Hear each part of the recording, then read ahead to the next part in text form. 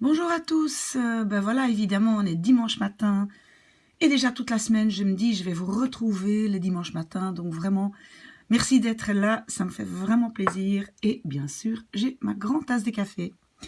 Alors, j'ai eu quelques demandes, certaines demandes un peu spécifiques et un peu spéciales, mais donc je commence ici par la demande d'expliquer comment est-ce qu'on compose des mots en néerlandais. Parce qu'en néerlandais, vous savez, contrairement au français, on colle les mots ensemble et en français, on ne fait pas ça. On met tout en morceaux. On dit une salle de bain, 3 mots. En néerlandais, on dit une bainsalle, badkamer. D'accord? Donc voilà, comment est-ce qu'on fait ça? Comment est-ce qu'on compose ces mots qui en néerlandais s'appellent samenstellingen? Alors, première chose, quand on colle les mots ensemble, pour savoir si ce fameux mot, il est utilisé avec de ou het, ben c'est le dernier mot qui compte. Hein? Donc, c'est pas comme en français. En français, c'est l'inverse, c'est le premier mot qui compte. Quand on dit salle de bain, ben c'est la salle. D'accord? Alors qu'en néerlandais, salle de bain, ben voilà, je l'ai écrit salle de bain. Ben, c'est le dernier mot kamer qui détermine si le mot complet est de ou het. C'est de kamer, donc c'est de badkamer. C'est het kantoor, ici, le bureau, het kantoor. Donc ça va être het postkantoor. D'accord? Ça, c'est important avant de commencer. Alors, quelles sont les possibilités? Ou bien, on colle juste les mots ensemble, les deux, et dans ce cas-là, ça veut normalement dire une sorte de. Et je vais vous donner tout de suite des exemples. Ben voilà, quand on a de nouveau badkamer, ici, ben, badkamer, c'est une sorte de chambre. On a slaapkamer, on a toutes sortes de kamers, mais badkamer, c'est donc une salle de bain. Pourquoi il fait ça? Ah oui, ok. Donc, c'est une sorte de chambre. Ici, c'est badkamer. Ok?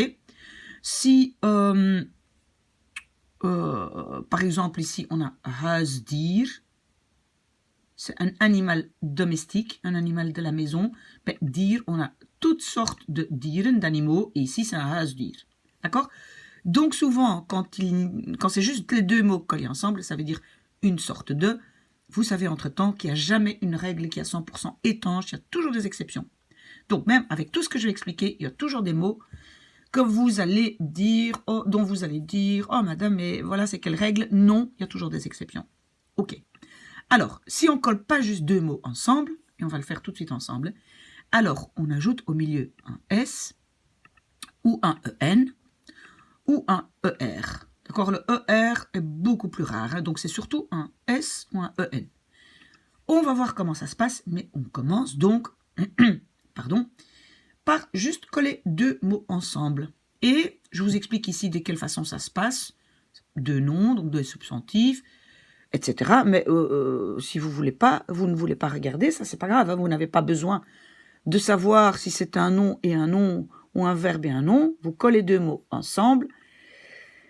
Ok, mais moi je vous explique quand même. Donc, on peut juste coller. Oui, j'avais déjà donné ici encore quelques exemples pour dire quand on colle deux mots ensemble, ça veut dire une sorte de. Par exemple, hartaanval. Aanval, c'est une attaque. Hart, ça veut dire cardiaque, du cœur. Une attaque du cœur. Hartaanval, c'est donc une sorte d'attaque. On peut avoir d'autres attaques. On peut avoir une terroristenaanval. D'accord? Ok. Appeltaart, c'est une tarte aux pommes. C'est une sorte de tarte, pardon. On peut avoir appeltaart, perentaart, abrikozentaart, kiwitaart, bananentaart, etc. Une sorte de tarte, d'accord? Zeewind, c'est un vent de la mer, donc un vent maritime. C'est une sorte de vent, il y a d'autres vents. Ok? Donc wind, c'est vent, c'est une sorte de vent. Pardon, voetbalwedstrijd.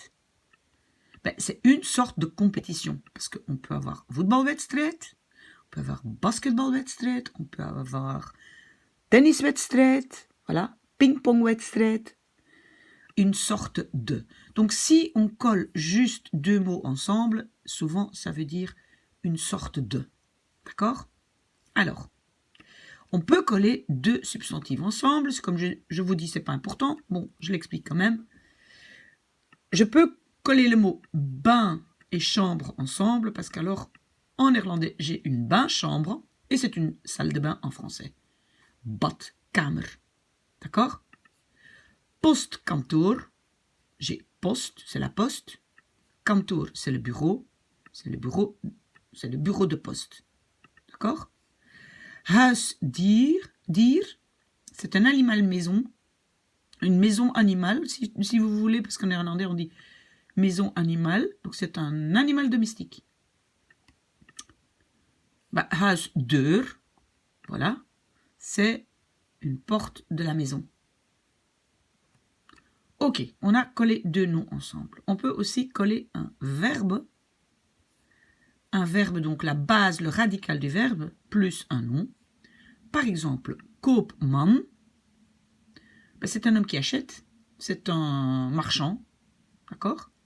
Koop, c'est un verbe, c'est le radical de kopen, un koopman. Slaapkamer, c'est une chambre où je dors. Slaapkamer. Naaimachine, c'est une machine à coudre, d'accord? Je peux aussi coller ensemble un adjectif et un nom. Grootvader, groot c'est un adjectif, grand, grand-père. Blauw baard, c'est barbe bleue. Donc je colle un adjectif blauw avec le nom baard. D'accord? J'ai besoin encore d'un peu de café. Merci. Alors, je peux aussi coller un nom et un adjectif ensemble. Et dans ce cas-là, évidemment, le résultat va être un adjectif. Et alors, évidemment, je dois aussi savoir si je l'utilise avec E à la fin ou pas. Comme tous les adjectifs. D'accord? Donc, ijskoud, ça veut dire froid comme de la glace. Parce que ijs, c'est de la glace. Alors, parfois, je vais mettre un E à la fin, comme ici j'ai mis un E à la fin. Pourquoi? Parce que c'est de kamer, donc c'est de ijskoude kamer, d'accord? Donc, quand je colle un nom et un adjectif, je forme, le tout ensemble est un adjectif. Alors, sneeuwwit, blanc comme de la neige. Ici, j'ai un sneeuwwitte jurk, c'est une robe qui est blanche comme de la neige, d'accord? Vous ne devez pas vous dire, oh, mais c'est quoi ça, j'ai deux W. Non, non, non. J'ai un W de sneeuw, j'ai un W de wit, blanc. D'accord? Donc, c'est pas une question de doubler le W, etc. Non, non. J'ai le mot sneeuw qui a un W et j'ai le mot wit qui a un W. Et c'est ça qui fait deux W. Même chose ici. Vuurrood. C'est rouge comme du feu. Du feu, c'est vuur. Alors, j'ai un vuurrode jas. C'est une veste qui est rouge comme du feu. Et vous avez déjà vu, en français, on fait toujours complètement l'inverse du néerlandais. On dit une veste qui est rouge comme du feu. Et en néerlandais, on dit feu, rouge, veste. D'accord? Donc, c'est complètement l'inverse. Alors, de nouveau, j'ai pas deux R ici. Non, j'ai un R de vuur. Vuur, feu, rood, un R. Rode. Vous savez qu'il y a un O qui tombe. Selon syllabe ouverte ou pas, ça c'est une autre vidéo. Ok, alors, je peux aussi combiner un nom et un verbe. Paardrijden. Paard, c'est un cheval. Rijden, c'est rouler. En néerlandais, on peut rouler à cheval, comme s'il avait des roulettes. En français, on va dire monter à cheval. Vous voyez, j'ai combiné un nom et un verbe. Et alors, évidemment, ce verbe se comporte un peu, dans beaucoup de cas, pas toujours, comme le paard se comporte un peu comme une particule séparable qui parfois va à la fin, parfois pas. Ça aussi, j'explique dans une autre vidéo. Alors, kaartspelen, c'est jouer aux cartes. Ça va? Alors, ça, ce sont des exemples où donc je colle juste deux mots ensemble. Maintenant, j'arrive ici à une autre partie où je vais coller un S au milieu. Et ce S au milieu, il peut venir de deux choses. Alors, le premier cas, c'est le S qu'on appelle le S génitif. Un génitif, Il existe encore vraiment dans des langues comme le latin ou l'allemand. Et le génitif, mais même on le trouve aussi encore dans des langues modernes, dans des cas bien spécifiques. Et le génitif, ça veut dire que c'est le géniteur, donc celui qui l'a produit ou qui le possède. C'est un peu compliqué comme explication. Mais en fait, je vais vous donner un exemple, c'est plus facile. Alors, quand je dis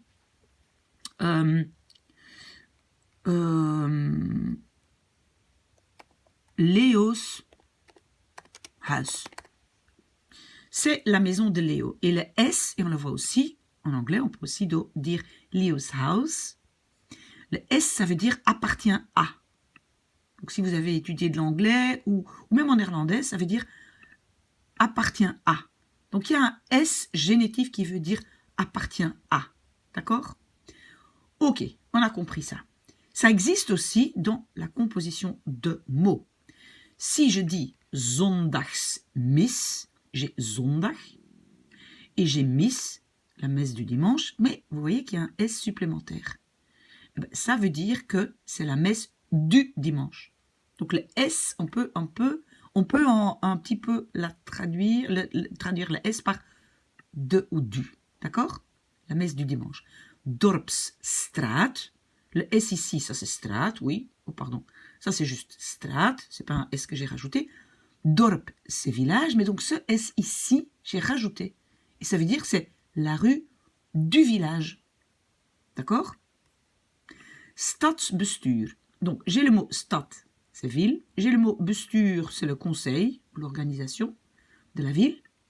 Et donc le S ici, je l'ai rajouté. Donc c'est en fait le conseil de la ville. Même chose, verjaardagsfeest, le S ici, je l'ai rajouté. C'est la fête de mon anniversaire. De. Bakkerswinkel. Bakker, c'est le boulanger. Winkel, c'est le magasin. Bakkerswinkel, c'est le magasin du boulanger. Bruidsjurk. Bruid, c'est la mariée. Jurk, c'est la robe. Et c'est la robe de la mariée. C'est le S. Ok, si vous le faites automatiquement sans réfléchir, ah oui, en fait, c'est un génitif, tant mieux. Sinon, voilà, vous savez que le S, parfois, ça vient de appartenir à ou de. Ok, mais on a aussi un autre S où c'est juste le pluriel. Vous savez qu'en néerlandais, les pluriels, je l'ai expliqué dans une autre vidéo, je pense dimanche passé, on peut rajouter un S ou un EN comme le pluriel. Et c'est ça qu'on va faire. Pourquoi? Parce que, regardez ici, quand j'ai bruidsjurk, la robe de la mariée, c'est la robe d'une mariée. Mais si j'ai ici koekjesdoos, doos, c'est la boîte à biscuits, c'est une boîte qui va contenir beaucoup de biscuits. Donc ici, le S, c'est juste le pluriel, koekjes, parce que je ne vais pas mettre un biscuit dans la boîte. D'accord? Donc c'est pour ça que ça ici, c'est de, et ça ici, c'est pluriel. Donc vous pouvez, moi-même, quand j'écris en néerlandais, je réfléchis toujours, est-ce que je peux mettre beaucoup, ou est-ce que ça appartient beaucoup, voilà. Koekjesdoos. Voetgangerspad. C'est la piste à piétons. Est-ce que cette piste est utilisée par un piéton? Non. Donc c'est pluriel. Voetgangerspad. Meisjesfiets. C'est un vélo de filles. C'est un vélo qui peut être utilisé par beaucoup de filles. Donc, meisjesfiets, pluriel. Bon, si maintenant dans votre tête vous dites, ah oui, mais c'est un vélo qui appartient à une fille, vous le mettez ici, c'est pas grave, hein, le résultat est le même. Ok. Alors, évidemment, si maintenant on fait en néerlandais le pluriel en EN, ce fameux pluriel, c'est pas un S, c'est un EN. Comme ça, on voit ruitenwisser. C'est un essuie-glace. C'est un essuie c'est un appareil qui peut essuyer beaucoup de glace, beaucoup de vitres. Ruitenwisser. Peut-être ici le prochain est encore plus clair. Boekenkast. C'est une bibliothèque ou un placard. Pour un livre? Non. Pour beaucoup de livres. Boeken. Klerenwinkel. winkel, c'est magasin. Est-ce qu'il y a un vêtement dans le magasin? Non, il y a beaucoup de vêtements. Klerenwinkel, d'accord? Alors, hondenhok, c'est une niche à chiens. C'est une niche qui peut contenir 1, 2, 3 petits chiens peut-être. Ok? Brievenbus, la boîte aux lettres. Bus, c'est la boîte. Brieven, on peut mettre beaucoup de lettres dans ma boîte aux lettres. Brieven. Woordenboek, c'est un dictionnaire.